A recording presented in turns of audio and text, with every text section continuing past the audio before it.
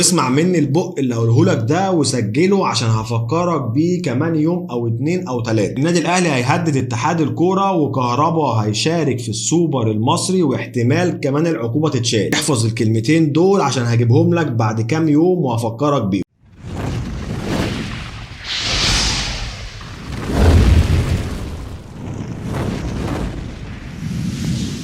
وكالعادة يا صديقي، السوبر المصري رقم 13 في تاريخ النادي الأهلي يدخل دولاب بطولات النادي الأهلي. وأوف كهربا وقع صح. بصراحة الماتش كان حلو جدا والأداء كان ممتاز جدا والماتش كان فيه كورة حلوة تمتعك، لأن بيراميدز فرقة قوية وفرقة صعبة، وبيني وبينك كده أصعب من الزمالك بكتير. الأهلي يفوز بالسوبر رقم 13 في تاريخه بعد فوزه على نادي بيراميدز بهدف مقابل لا شيء من ركلة الجزاء يحرزها علي معلول. السوبر في الجزيرة والحرقان في 100 عقبة. بالنسبة بقى للرجالة اللي كانوا بيتريقوا على الدخلة اللي عملها جمهور النادي الأهلي في المدرجات. مدرجات الأهلي كان معمول عليها دخلة بالجلاد الأسود والأبيض مكتوب عليها جمهوره لا يعرف الانكسار، عشان تطلع علينا صفحات نادي الزمالك المنسحب من بطولة السوبر المصري خوفا من النادي الأهلي بيتريقوا على الدخلة دي. طب معلش يا صاحبي، ممكن بعد إذنك تعرفني إيه اللي أنت عامله ده؟ يعني هل دي دخلة ولا دي دخلة ولا دي ايه بالظبط؟ عشان انا مش فاهم يا اللي بتتريق وبتتكلم على اي حاجة. بس بصراحة عجبني اول بوست ده، بيقول لك تعالى بظهرك يوم 5/5 يلا، وحاطين صورة المدرب بتاعهم الجديد مع جوارديولا وارتيتا. طب يا صاحبي انا جيت يوم 5/5، انت بقى ما جيتش ليه؟ كان عندك ظروف ومش تعرف تعمل حاجة ولا ايه قصتك؟ فهمني. ولا نادي بيراميدز وادارته بلعوك الجلاشة؟ نادي بيراميدز قبل الماتش قال لك لو الزمالك انسحب من مباراة السوبر انا مش هروح العب ماتش السوبر ده ومش هشارك في المهزلة دي. في بعض من صفحات نادي بيراميدز كانت بتشجع نادي الزمالك ان هو ينسحب من بطولة السوبر، واول ما الزمالك انسحب من بطولة السوبر ومفيش حد عمل له اي اهتمام ولا اي اعتبار، اتحاد الكوره هو وبيرن على نادي بيراميدز كده كانت الموافقة اتبعتت لاتحاد الكوره ان بيراميدز هيلعب مباراة السوبر. طبعا الكلام ده كله حصل بعد ما صفحات نادي الزمالك قعدت تشجع بيراميدز واخويا المساند اللي هيقف في ظهري مش هنلعب ماتش السوبر والكلام العبيط ده. وفي الاخر بيراميدز لعبت السوبر عادي وبلعت نادي الزمالك المقلب. قبل ما ندخل ونتكلم على الماتش عندي كلمتين كده حابب اقولهم لك. اولا الزمالك ما لعبش الماتش ليه؟ فانا عايز اقول لك ان الزمالك خايف من النادي الاهلي، عشان الزمالك لو كان لعب الماتش ده الاهلي كان هيعمل عليه سكور كبير قوي وهتبقى فضيحه لنادي الزمالك، ومش فضيحه عاديه، هتبقى فضيحه كبيره قوي قوي.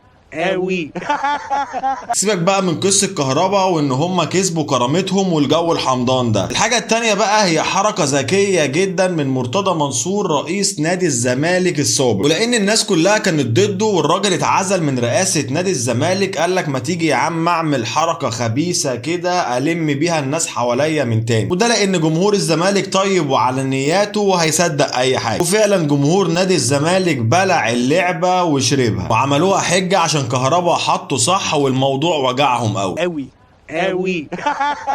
بس انا عايز اقول لك يا صديقي ان الحوار كله مش حوار كهربا. اصل قبل كده وليد ازارو حطه صح ومؤمن زكريا كمان حطه صح. شكلك مش مصدقني، طب ما تيجي نشوف. ازارو حطه صح. ازارو حطه صح. ازارو حطه صح.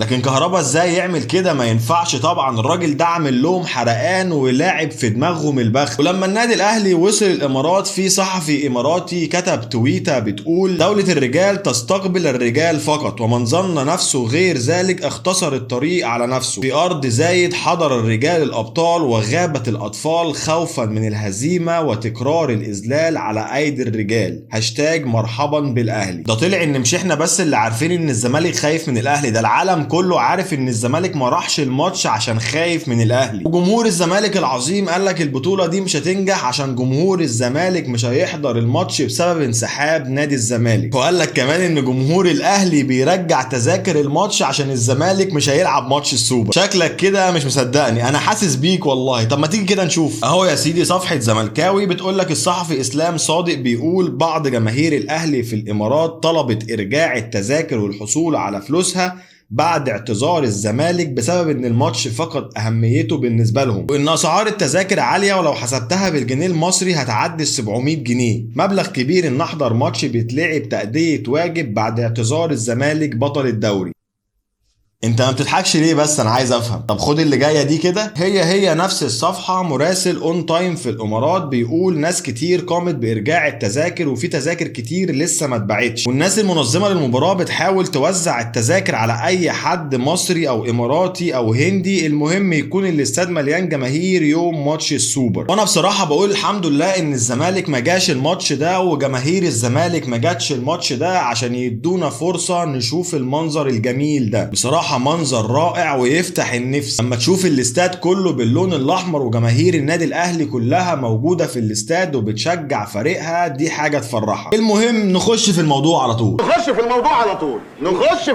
مارسيل كولر نزل بخطه 4-3-2-1. بصراحه مش عارف الراجل ده ليه بيخترع في الماتشات المهمه، مش عارف مالها 4-2-3-1 اللي واكل بيها فرق الدوري ودوري ابطال افريقيا. المهم ان في حراسه المرمى محمد الشناوي، 2 قلب دفاع عبد المنعم ومتولي، ناحيه اليمين محمد هاني، ناحيه الشمال علي معلول، قدامهم 3 مروان عطيه وحمدي فتحي والقندوسي، قدامهم 3 ناحيه اليمين بيرسي تاو، ناحيه الشمال احمد عبد القادر، وفي النص محمد شريف. الماتش بدا حلو قوي والنادي الاهلي بيلعب كوره حلوه وبينقل كوره حلوه قوي قدام فرقه صعبه جدا زي بيراميدز ومقفله خطوطها كويس جدا، ورجعت ريما لعادتها القديمه. احمد عبد القادر بيرقص 1 بيرقص 2 بيرقص 3 لحد ما الكوره تتقطع منه. معلش، ما انا هرقص يعني هرقص، هبقى العب لك الكوره بقى لما ارقص الملعب كله ما يكونش في حد فاضل عشان ارقصه، وطبعا دي مش حاجه جديده عليه يعني. اما عن القندوسي فهو لاعب حلو قوي بس عايز ياخد ماتشات كتير ويلعب مركز 10، ولكن النهارده مارسيل كولر ما كانش بيلعب بمركز 10 في الخطه بتاعته. بس انا عايز اقول لك ان لو القندوسي خد ماتشات كتير ولعب مركز 10 احتمال يخلي محمد مجدي قفشه يروح يلعب المزرعه السعيده. المهم ان في الدقيقه 41 محمد شريف بياخد انذار ومش عاجبه، وبيقول للحكم انا والله ما كلمته او والله ما شفته، ما ركزتش كويس. وانا بصراحه كنت شايف ان الكره دي تستاهل طرد لمحمد شريف. بصراحه مش عارف يعني ايه والله ما كلمته، هو عشان لسه عايش وبيتنفس يبقى ما عملتش حاجه يعني؟ المهم ان محمد شريف في الماتش ده كان واخد معاه مرتبه والحاف ونايم ننا في الملعب. يا صاحبي معلش انا مش داخل الخناقه دي، ما بيطلعش على اي كوره عاليه، ما بيجريش على اي كوره، ما بيحاولش على اي كوره، بصراحه كان نايم ننا. وانتهى الشوط الاول بالتعادل السلبي، بس بصراحه الشوط الاول كان فيه هجمات خطيره على مرمى الشناوي وهجمات خطيره على مرمى الشناوي.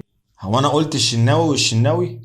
المهم ان قبل نهايه الشوط الاول احمد عبد القادر بيقوم بدوره الدفاعي وبيشيل كرة لو كانت اتلعبت بالعرض كانت هتكون هدف بنسبه 100% لنادي بيراميدز. الشوط الاول خلص وكان كله هجمات خطيره وفي كرة حلوه جدا، ولكن عايز اقول لك ان بيراميدز عندها 3 رؤوس حربه قدام النادي الاهلي اللي ما عندوش ولا راس حربه، ولكن محمد الشناوي بصراحه كان بيصد وبيشيل كور صعبه جدا وفي وجهه نظري يستحق رجل المباراه. ولو اختاروا ان انا اكتب اسم لاعب من لاعيبه النادي الاهلي على كاس السوبر فانا هكتب اسم محمد الشناوي. بصراحه بقالي فتره كبيره قوي ما شفتش محمد الشناوي بالحماس ده ولا بالاداء ده والتالق ده. المهم ان الاهلي كمان كان بيعمل هجمات خطيره ولكن للاسف ما عندكش راس الحربه اللي بيخلص الكوره. بدا الشوط الثاني واستمرت الهجمات الخطيره على مرمى محمد الشناوي وعلى مرمى احمد الشناوي. القندوسي كان حلو قوي وبيتحرك حلو قوي في الملعب بالكوره ومن غير كوره، وبيرسي تاو هو ومحمد هاني كانوا عاملين جبهه من نار. طبعا كولر بعد ما فاق وحس ان احنا بنلعب ناقصين لاعب اللي هو محمد شريف فقرر يعمل شويه تغييرات. بيطلع محمد هاني وبينزل مكانه خالد عبد الفتاح، وعلى فكره التغيير ده مش تغيير فني ولكنه عشان هاني استنفذ كل طاقته البدنيه. وكمان بيطلع احمد عبد القادر وبينزل مكانه حسين الشحات، وبيطلع محمد شريف وبينزل محمود كهربا، وبيطلع القندوسي وبينزل مكانه محمد مجدي قفشه. المهم ان قفشه اول ما نزل الملعب راح يدور على المرتبه واللحاف بتوع محمد شريف، واول ما لقاهم قام نايم على طول. احنا فعلا في وجود محمد مجدي قفشه ومحمد شريف بنلعب ناقصين. المهم ان في الدقيقه 70 ركنيه خطيره جدا لنادي بيراميدز بتتلعب، بيقابلها وليد الكارتي اللي كان واقف لوحده ومفيش حد واقف معاه نهائي، وبيشوط الكره في الجون اللي كان فاضي، ولكن محمد الشناوي بيتألق بردة فعل سريعه جدا ويطلع الكره بطراطيف صوابعه. الكره دي كانت في الدقيقه 70 وكانت كفيله ان هي تخلص المباراه لصالح نادي بيراميدز. وبينتهي الشوط الشوط الثاني بالتعادل السلبي ونبدا في الشوط الاول الاضافي او الشوط الثالث. وبدا الشوط الاول الاضافي وفي الدقيقه 5 محمود كهربا بيروح انفراد على الجون ولكن بيقع صح، والحكم محمود البنا بيحتسب ركله جزاء على نادي بيراميدز لصالح اللاعب محمود كهربا ويدخل على تنفيذها علي معلول. المشكله ان احمد الشناوي وثلاث ارباع لعيبه بيراميدز وكل الجمهور اللي في الملعب والجمهور اللي كان بيتفرج على القهاوي كل سكان كوكب المريخ والناس اللي بتصيف دلوقتي في شرم الشيخ او في الغردقه عارفين ان علي معلول هيلعب الكوره على يمين احمد الشناوي، ولكن المنشاوي قرر ان هو يتفزلك ويترمي ناحيه الشمال وعلي معلول يحط الكوره على يمينه، وبيسجل علي معلول الهدف الاول للنادي الاهلي من ركله جزاء. بص بقى القصه اللي جايه دي عشان بصراحه عجبتني جدا وحبيتها قوي. الدقيقه 96 محمد الشناوي ماسك الكوره في ايده وقدامه عبد المنعم واقع وباين عليه كده ان هو مصاب، فالشناوي قرر ان هو يلعب الكوره بايده ويطلعها رمي التماس ناحيه الشمال. المهم ان جري عليها اكلح لاعب في ارض الملعب محمد الشيمي ولحق الكوره قبل ما تطلع رمي التماس وراح عشان يبدا هجمه، وفعلا بدا الهجمه ومحمد عبد المنعم قام تاني، ولما الكوره اتشتتت وطلعت رمي التماس وعبد المنعم اطمن ان الكوره راحت في التماس نام على الارض لانه مصاب. ولكن في اللحظه دي علي معلول جري على محمد الشيمي عشان يشوف القصه معاه جايه بايه، لقى محمد الشيمي مستخبي ورا حكم الرايه. بصراحه ما عرفتش اشوفها غير كده.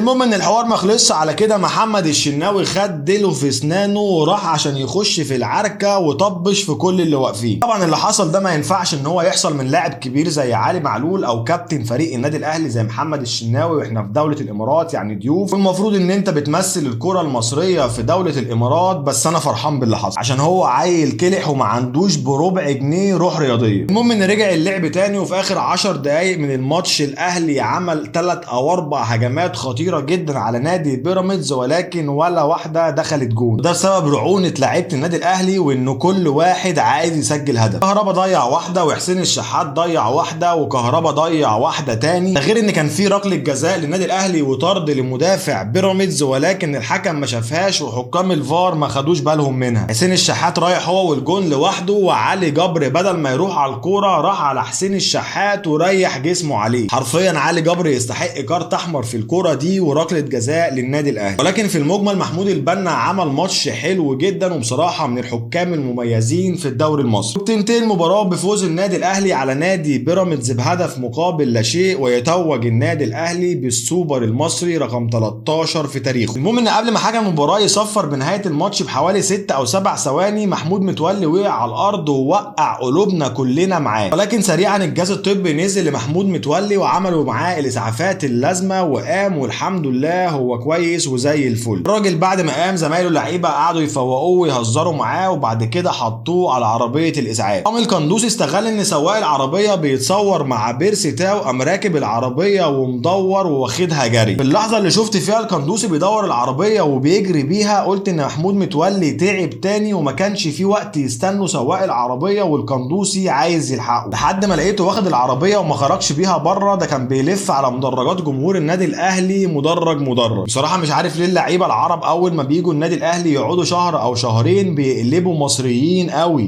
دارت يا سيح دارت. المهم مبروك للنادي الاهلي بطوله السوبر المصري رقم 13، مبروك للعيبه، مبروك للجهاز الفني ومجلس الاداره، بطوله جديده تضاف لدولاب بطولات النادي الاهلي. ولسه عندنا الدوري الممتاز اللي بصراحه فيوتشر عامله معانا فيه فوق فوق فوق الصح، ولسه عندنا البطوله الاهم والمحببه لجمهور النادي الاهلي وهي دوري ابطال افريقيا. معلش بس قبل ما نخش في الموضوع اللي بعد كده في حاجه عايز اوريها لك، دي بطولات كاس مصر للكره الطايره سيدات. النادي الاهلي عنده 35 لقب ونادي الزمالك عنده لقب واحد. بص كده على اللي مكتوب فوق الصوره، ليله ابوكم سودا العب بقى انا فقت لك. بصراحه انا مش قادر اعلق على البوست ده، بس انا كذا مره اقول لكم يا جدعان غيروا الراجل اللي بتقضوا منه عشان حاجته مغشوشه، بس نعمل ايه؟ ما بتسمعوش الكلام. المهم عزيزي الاهلاوي تعال نبص على قرعه دور ال 32 لكاس مصر موسم 2023. طبعا زي ما احنا عارفين ان هي بتتقسم لناحيتين، الناحيه الاولانيه العالميه الزمالك وبروكسي اللي هيكسب منهم هيقابل الكسبان من فاركو والاتصالات. وفي سيراميكا كليوباترا وديكيرنس اللي هيكسب منهم هيقابل الكسبان من المقاولين العرب والحمام. وطلائع الجيش هيلاعب الشرقيه واللي هيكسب منهم هيقابل الكسبان من البنك الاهلي وشبان قنا. والاتحاد السكندري هيلاعب السكه الحديد واللي هيكسب منهم هيقابل الفايز من بيراميدز ورايا. على الناحيه الثانيه الاهلي هيقابل منتخب السويس واللي هيكسب منهم هيقابل الفايز من الداخليه واسوان. والمصري هيلاعب بترول اسيوط واللي هيكسب منهم هيقابل الكسبان من حرس الحدود وغزل المحله. وسموحه هتلاعب الو ايجيبت واللي هيكسب منهم هيقابل الفايز من انبي ولافيينا. وفيوتشر هتلاعب طلائع الجيش واللي هيكسب منهم هيقابل الفايز من الاسماعيلي والنجوم. ده كان بالنسبه لقرعه دور 32 من بطوله كاس مصر موسم 2023. وكمان تم تاجيل مباراه النادي الاهلي مع حرس الحدود في الدوري المصري الممتاز اللي كان مقرر ليها يوم الثلاث 9 مايو، وده عشان الاهلي بيحضر نفسه عشان هيسافر تونس. فهتبقى مباراه النادي الاهلي اللي جايه ذهاب نص نهائي دوري ابطال افريقيا قدام نادي الترجي الرياضي التونسي، ودي هتكون في تونس يوم الجمعه 12 مايو الساعه 8. وعلى فكره الماتش ده هيكون بدون جمهور نادي الترجي الرياضي التونسي، ان الاتحاد الافريقي فرض عليهم عقوبه 4 مباريات بدون جمهور عشان اللي حصل في ماتش شبيبه القبائل. مباراه العوده هتكون يوم الجمعه 19 مايو الساعه 8 على ملعب استاد القاهره الدولي. كل التوفيق للاعيبه النادي الاهلي والمجلس الاداره والجهاز الفني وال11 اهلاويه باذن الله. وبكده عزيزي الاهلاوي بتكون خلصت حلقتنا من نسر الاهلي. فلو لسه ما اشتركتش في القناه انزل اعمل اشتراك وفعل زر الجرس عشان يوصلك كل جديد. واشوفكم في حلقه جديده من نسر الاهلي مع بنوب مفيد.